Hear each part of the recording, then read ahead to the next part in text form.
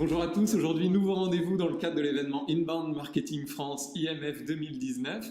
Notre invitée est experte en transformation digitale et elle accompagne l'évolution culturelle des organisations pour qu'elles créent du contenu, des nouveaux chemins de croissance dans ce monde digital. Bonjour Ilham Guggenheim. Bonjour Géry. Bienvenue à Rennes. Merci. Je suis ravi de faire ta connaissance. Tu es présente ici à Rennes aujourd'hui pour nous parler de l'ère digitale. Qu'est-ce qui définit selon toi cette ère ?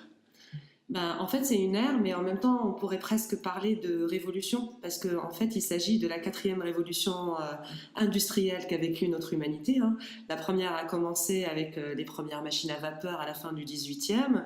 Après, on a eu les lignes d'assemblage. Après, on a eu plein de choses. Et là, nous vivons une 4e révolution industrielle. Elle se caractérise, selon moi, par 3 choses. La première, c'est une accélération. Avant, il nous fallait combien de temps pour avoir 50 millions de clients? La radio, il leur a fallu 40 ans. La télé, il leur a fallu 13 ans. Pokémon Go, il lui a fallu 19 jours. Effectivement. Donc voilà, il y a une accélération. La deuxième chose qui est aussi induite par cette accélération, c'est un nouveau rapport au temps. On est dans le règne de l'immédiateté. L'instantanéité, les réseaux sociaux, etc., etc. Et puis, contrairement à ce qu'on croit, et pour moi, ça, c'est la 3e caractéristique, c'est que cette révolution replace l'humain au centre des enjeux, qu'il soit collaborateur ou client. Et alors, d'après toi, est-ce que 100% des entreprises et organisations ont fait leur transition digitale, leur transformation digitale? Je suis sûre qu'on te pose cette question, tu sais déjà la réponse. Non, encore non, et non. On en est où aujourd'hui en France? Alors, il y a eu toutes les erreurs possibles et imaginables, et tant mieux, parce que c'est que comme ça qu'on apprend. Donc, les entreprises ont commencé par mettre des solutions techniques en se disant, j'ai mis un site web, j'ai mis un chatbot, j'ai mis une digital workplace, c'est bon, j'ai fait le job, je me suis transformée.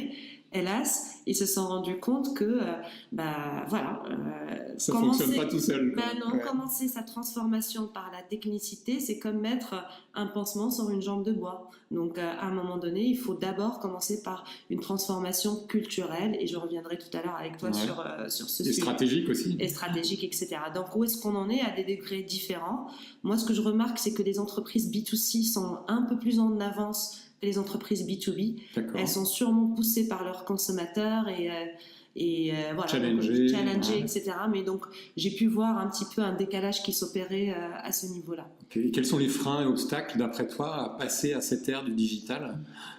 La première chose, c'est que, en fait, on se rend compte que la base de tout processus de transformation, de changement, c'est l'acculturation. C'est que je dois être, en tant qu'entreprise, être capable de comprendre ce nouveau monde qui m'entoure, d'en maîtriser la grammaire. Et sauf que les entreprises aujourd'hui ont du mal avec ça. Donc la première phase, pour moi, c'est une phase d'acculturation. Le langage. De langage. Et aussi de culture digitale, de culture numérique. Que je connaisse les disruptions de mon métier, que je connaisse les nouvelles technologies qui sont arrivées, que je puisse savoir quelles sont les tendances, quelles sont les caractéristiques de cette révolution. Et surtout que j'enlève mes œillères et la manière que j'avais de regarder mon business et comment je fonctionnais, et que je me rende compte que c'est un changement de paradigme qu'on a vécu. Et donc ça se fait vraiment par étapes. Et donc l'obstacle principal, c'est qu'en France, on manque aussi cruellement de compétences. On manque de compétences autour des métiers du numérique. Et le souci aussi, c'est que le top management, malheureusement, dans la plupart des cas, n'a pas encore pris pleinement la mesure de cette transformation. Alors en discours et en façade, oui, tout le monde, dans les sites web, tout le monde fait de la transformation digitale, tout le monde s'est transformé. Mais dans la réalité, on se rend compte que non, il y a un vrai décalage. Bon, et tes trucs et astuces, pour se transformer de la meilleure façon possible?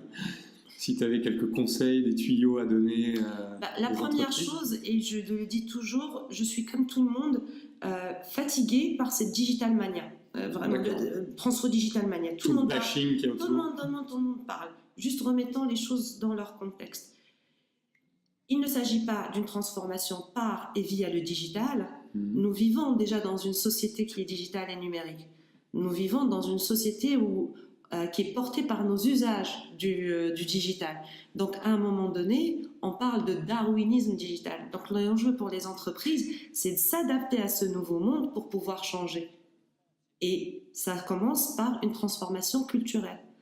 Ce que je dis souvent, c'est que voilà, on peut faire les meilleures stratégies sur Terre, on peut faire des slides, 600 slides PowerPoint magnifiques avec, on va dire, une stratégie de transformation sur 5 ans. Si nous n'avons pas pris la mesure du changement culturel et du choc que cela va avoir sur le collaborateur, si on n'a pas favorisé le fameux bottom-up avec la construction, si on n'a pas travaillé sur la tête, le top management pour qu'il soit humble, prêt à changer, ben non, en fait, on ne peut pas se transformer. Il se passe donc rien. Donc pour moi, mon type astuce, transformation digitale, si vous voulez utiliser ce terme, mais d'abord transformation culturelle des entreprises. Et c'est pour ça que c'est compliqué, et c'est pour ça que c'est des entreprises qui ont commencé même il y a 4-5 ans n'y sont pas encore. Parce qu'on touche à quelque chose qui est de l'ordre de l'ADN. Et de toute façon, c'est permanent. Et c'est permanent, exactement. Ça ne se décrète pas, ça commence pas un jour et ça se termine un jour, c'est permanent. Voilà. Okay. Et alors, tu dis souvent que l'inbound est emblématique du changement de paradigme que nous vivons dans ce monde digital. Pourquoi ? Alors, avant, qu'est-ce qui se passait ? Donc, en fait, on avait les entreprises qui partaient du principe qu'ils allaient multiplier les médias et les supports en disant à leurs cibles respectives « achetez-moi, achetez-moi, achetez-moi, je suis le meilleur ». Et on calculait la fameuse pression publicitaire. Et donc ça, c'était le outbound, c'est ce qu'on faisait avant.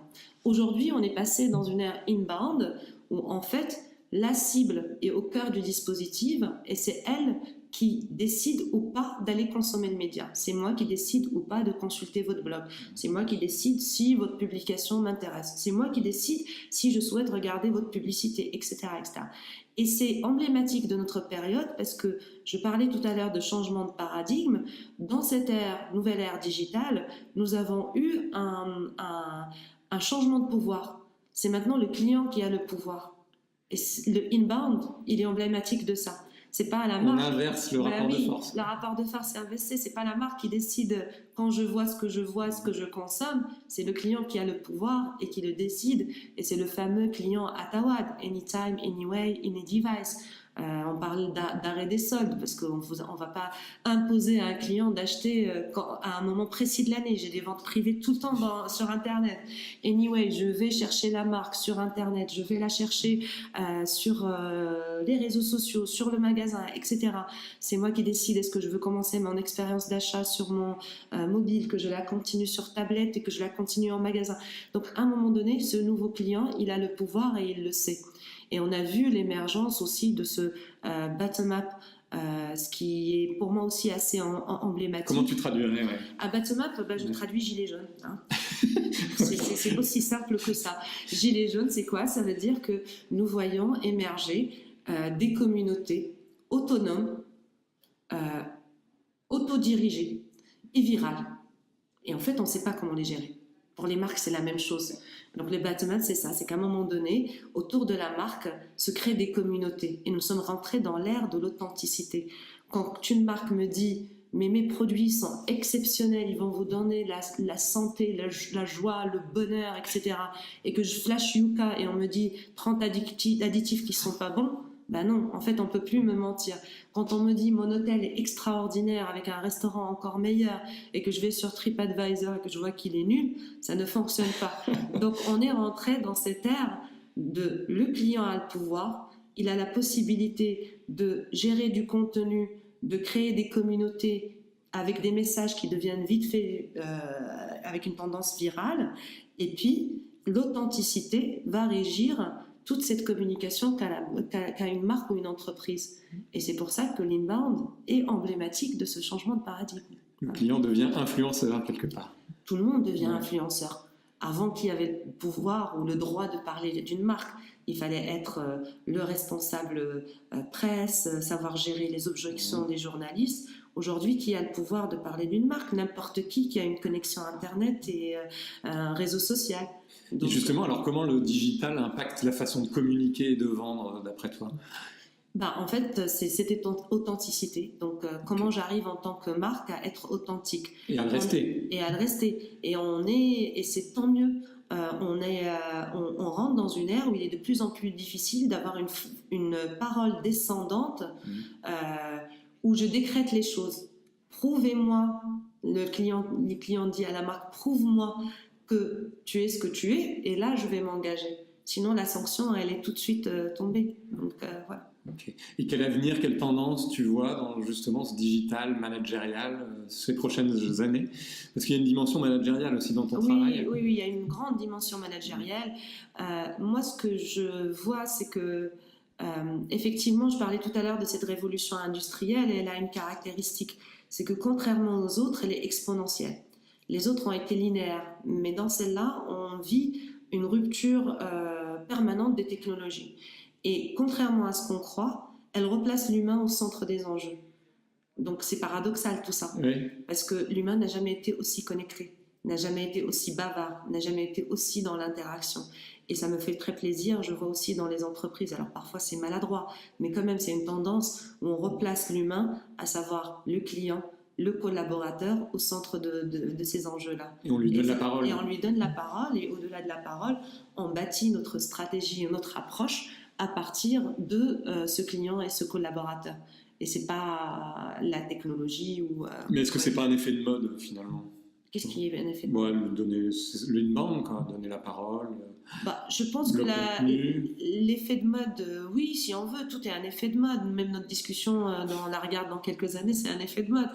Mais après, avec Internet, il y a cette authenticité, et moi, c'est ce que je trouve très beau, c'est que ça peut être un effet de mode, mais le client, encore une fois, le collaborateur avec les glaces d'or, etc., a le pouvoir, et la sanction, elle tombe. Donc on peut être dans l'effet de mode, mais Internet, le digital de manière générale, a libéré la parole, a donné des espaces d'expression qui sont nouveaux, et ça, c'est acquis.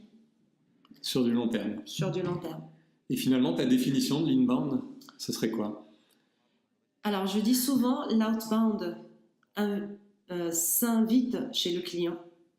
Donc, je m'invite chez toi, je m'incruste. Bonjour, je suis là. Et l'inbound invite le client. Donc, l'outbound s'invite chez le client et l'inbound invite le client. Donc, le deuxième est plus poli que l'autre. Voilà. Merci, Ilham. Merci à toi.